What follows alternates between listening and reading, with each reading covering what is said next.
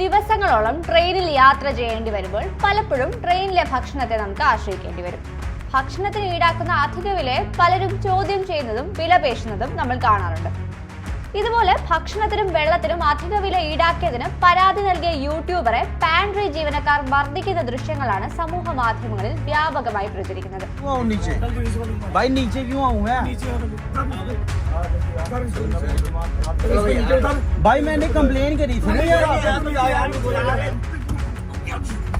मैंने सिर्फ आपकी ये क्या कर रहा है भाई तू?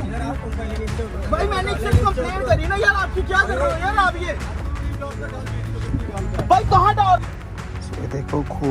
ജമ്മു കാശ്മീരിലെ കത്വയിൽ ഇറങ്ങി പരാതി നൽകാൻ ശ്രമിച്ചപ്പോൾ പോലീസ് സഹകരിച്ചില്ല എന്നും റെയിൽവേ അധികാരികളെ ബന്ധപ്പെട്ടപ്പോൾ സഹായം ലഭിച്ചില്ല എന്നും പരാതിക്കാരൻ ആരോപിക്കുന്നു.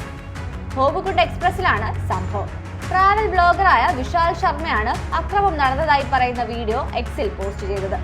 പാൻട്രി ജീവനക്കാർ ക്രൂരമായി മർദ്ദിച്ചതായും കൊല്ലുമെന്ന് ഭീഷണിപ്പെടുത്തിയതായും ശർമ്മ ആരോപിക്കുന്നു.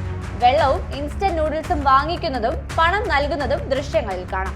അമിത വിലയാണ് ഈടാക്കുന്നതെന്ന് വീഡിയോയിൽ തന്നെ ശർമ്മ വിശദീകരിക്കുന്നുണ്ട്. വിഷയത്തിൽ നടപടിയെടുക്കാമെന്ന് റെയിൽവേ അറിയിക്കുകയും ചെയ്തതിനു പിന്നാലെ ഉറങ്ങിക്കിടക്കുകയായിരുന്ന ശർമ്മയെ പാൻട്രി ജീവനക്കാർ ചേർന്ന് വിളിച്ചെഴുന്നേൽപ്പിക്കുന്നതും ആക്രമിക്കുന്നതും ദൃശ്യങ്ങളിലുണ്ട്.